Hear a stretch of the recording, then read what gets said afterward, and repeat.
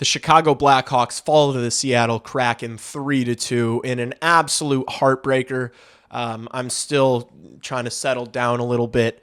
Got pretty frustrated at the end of that game, at the end of that stream. Understandably so. I'm going to start first off with Bedard and the call because it's just the most pressing thing on my mind right now. Connor Bedard gets sprung in on a breakaway with like 3 minutes left after the Seattle Kraken tied the game 2-2. He gets sprung in on this breakaway. And there's a clear hook high up on his stick, right along his hand, right as he's trying to shoot. If you look, and I've already seen like some Blackhawks people saying like, oh, I didn't see the penalty there. I don't know how we're not seeing the penalty there. There was a clear hook literally on his hand as he was trying to shoot the puck. Literally right as he's about to shoot, the hook comes in, and he immediately takes his hand off the stick. The refs don't see it. I don't like, go watch the replay. That play gets called all the time. That gets called all the time. If there is a stick up high anywhere near the hands on a breakaway, you see that called as a penalty shot all the time. All the time. And so I really think it was a blatant miscall. The ref was right there too, and just must not have seen it because I really did think it was a penalty. And Bedard was absolutely livid, skated right over to him, said a couple effing B, effing this, effing that. I just listened to the media scrum, the interview for Bedard right after the game, and he took accountability, said he needed to keep his emotions in check, but thought that the ref missed the call completely. And media personnel asked him, "Oh, what'd you say to him?" You think he's gonna say? You think Connor Bedard is gonna? What'd you say to him? Oh, I called him a soft fucking bitch, and he's a blind. Like, what do you think he's gonna do? Tell you what he said? Like, you can lip read. He called him an effing. It was pretty clear what Connor Bedard said there. And I'm not going to fault him. I'm not going to criticize him for a second. I know some people are. I know some people are going to say you got to keep your emotions in check. I'm sorry. I like the idea of my superstar being the most passionate, fired up guy on the ice. I'm okay with that. I am perfectly okay with my superstar being the guy on the ice who cares the most. Because that's what it is. It's not that this play, him jawing at this ref, screaming at this guy after that no call. That's not Connor Bedard being a bad guy. Connor, that's a competitor being fired up, being pissed off because he feels like he just got screwed by a bad call. Like, I played sports, not nearly to the level that Connor Bedard did, not even in the same stratosphere, but I played sports. I'm a passionate individual. I get really fired up. You saw, if you were in stream tonight, you saw it at the end, there were some people in stream trying to talk shit and get under my skin a little bit, and you saw that it worked. I get fired up. I literally could not in good faith sit here and criticize Connor Bedard for losing his cool in that situation because I would have done the exact same thing. I know myself. I know who I am as a person. I get really fired up. I get really frustrated when things like that. I would have done the exact same thing. So I'm not going to sit here and say Connor Bedard needs to keep his emotions in check. I do not give a shit about Connor Bedard keeping his emotions in check. I want my guy being this fired up, playing with this much passion every single night. I don't care. This game doesn't mean enough to actually get upset. Oh, he needs to keep his emotions in check. Why? So that he's just like one of these deadpan, just loser superstars with no emotion who don't even look fired up after they celebrate like Austin Matthews or no, I don't care about, I don't want that. I don't want that. I don't want to root for that. I want to root for a guy that, It's obviously success for these guys it's more important for them than it is for me. I'm just a fan. This is their actual lives. For me, it's important. I want to watch a guy who I can point at and be like, that guy cares more than me. I care a lot, but that 98 out there cares more than I do. I want that. And I'm okay with that. I'm not going to fault him at all. It was a bullshit, soft-ass call. And also for the ref to get all upset. He called me. He said the F word to me. We got to throw him in the box. That's abuse of the ref. Grow up. You're a grown-ass adult. You're throwing him in the box because he said a couple F-bombs? Because you missed a blatant call? Really? With 3 minutes left in the game, you're going to throw him in the box for that? Like, that just gives me like Vegas calling up the refs. Hey man, too many people were on Blackhawks money line tonight. You got to make something happen. You're throwing him in the box with under 3 minutes left in the game for some words that he said to you. It's insane to me.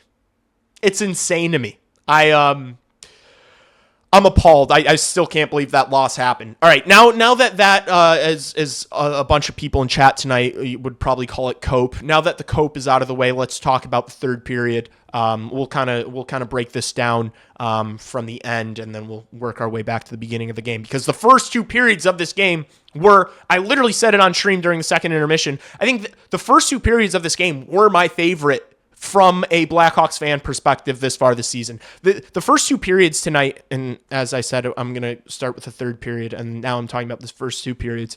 The first two periods of this game tonight made me really realize the Chicago Blackhawks are back. This team has a genuine chance of making the postseason because of how well they were playing defensively. The Seattle Kraken plays such a boring brand of hockey, and no, they don't have very much high-end talent at all. The future of the Seattle Kraken is really up in the air because they don't have a ton of young talent. They just have a bunch of middle six solid NHLers, and they play a very boring style of hockey.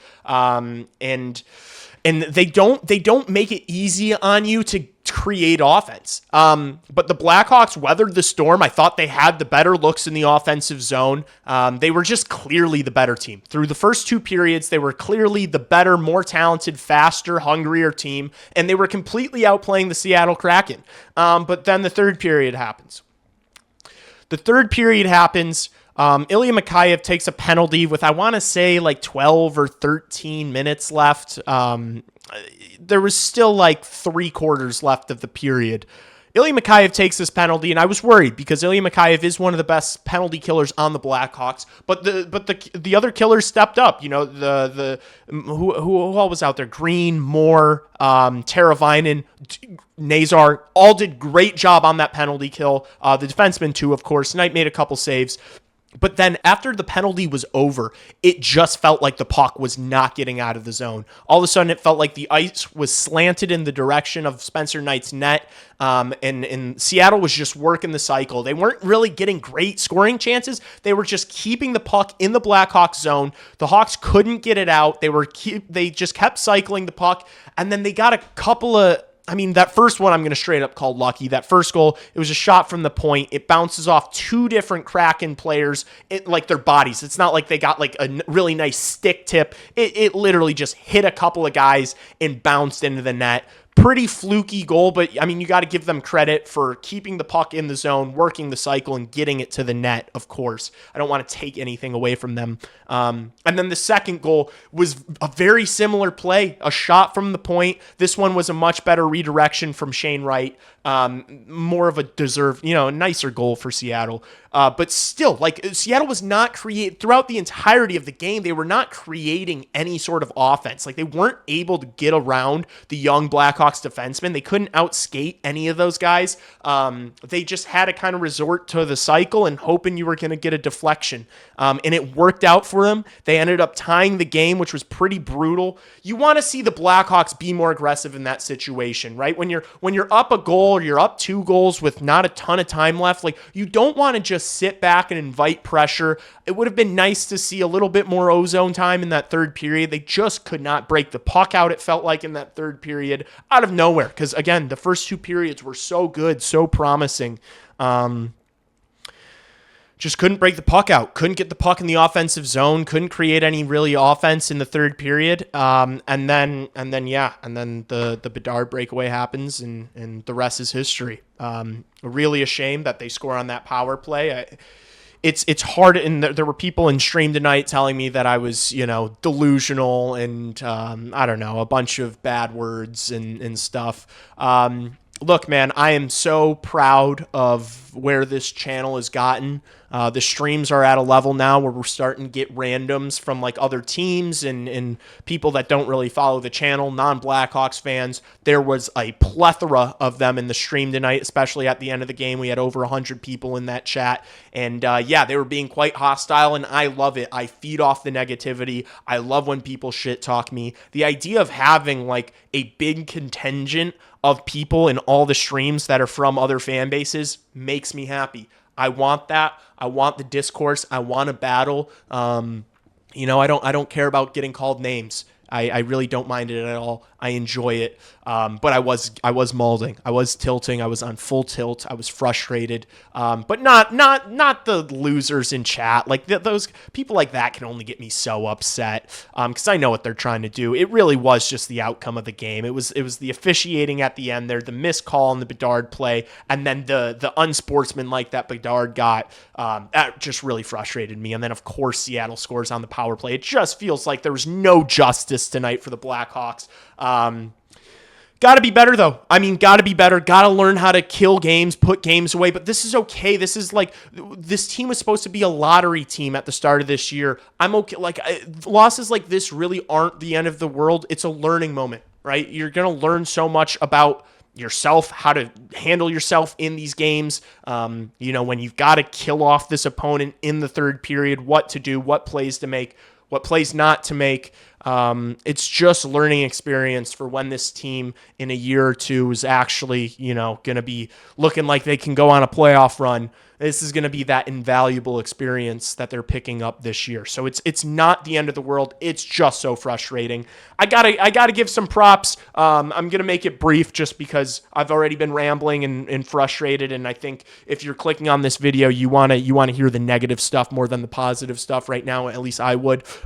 Tyler Bertuzzi, man, did they miss him. Fantastic. Goal and an assist. Assist of the year so far for the Blackhawks. I mean, an unbelievable play to just smack. I think it was Alexiak's big ass too that he was in front, that he was behind.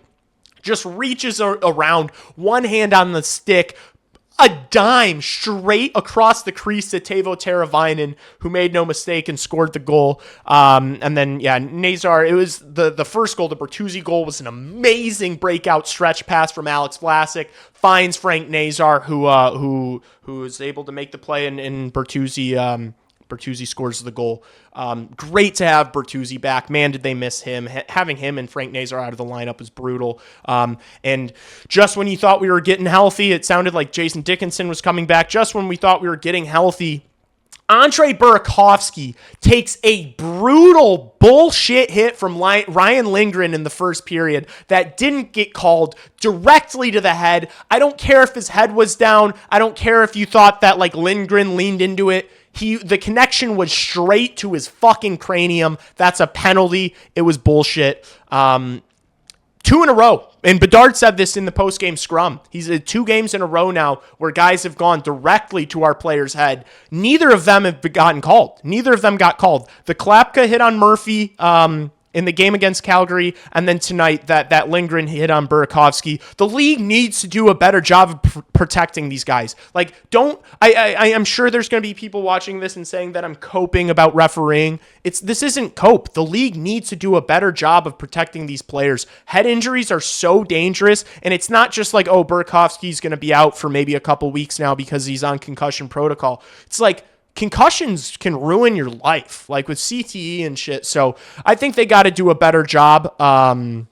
It shouldn't be on these players. It shouldn't be on Jeff Blashill to stand up and yell at the refs. It shouldn't be on these players to officiate the game and take matters into their own hands and like rough up Ryan Lindgren. Like, maybe just call blatant hits to the head. That's my solution for you. Maybe call blatant hooks on breakaways, and don't get all upset when a player says the F word at you. All right? We're here to watch Connor Bedard. We're here to watch, I was going to say a player on Seattle, but there's genuinely not a single player on Seattle that I would pay money to watch on my life. Matty Beniers is not that good. I would not pay US dollars to watch Matty Beniers play. He's a fine player. Shane Wright's a fine player. I had this argument at the end of the stream. They're fine players. Let's not act like these guys are like superstars that you're building around.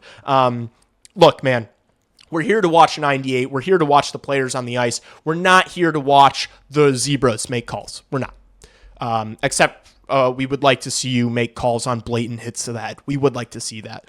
I think that's pretty much it. I'm fucking pissed off. And losing always does terrible things for the views. We were so close to what I was going to call the win of the year. I was going to say the Blackhawks were back. I was going to say this is a playoff team, but it just, you let it slip away. You got to be better. You got to kill the game off. The Blackhawks have so much they can still and need to work on. Got to close that game out. The refs didn't help you. Both things can be true. I'm not coping. I'm not blaming the refs for this loss. I'm just blaming the refs for that final goal. I am blaming them for that because that was bullshit. It was, they scored on the power play. I think that's pretty much it. Thanks so much for watching. Please like the video if you enjoyed it, or if you think the refs suck, or if you think I'm annoying. For all the haters watching, go ahead and like the video if you hate me. And subscribe. Running it back tomorrow. Stream tomorrow night against the Buffalo Sabres. It's so sweet that we don't have to wait at all to get our lick back, right? Tonight is, I would imagine, if I'm this frustrated, I'm sure everybody in that Blackhawks locker room is feeling the same way. What a beautiful thing. They get to go right back to work tomorrow night against the Buffalo Sabres. Be here for the stream. I will see you then. Peace out and go Blackhawks.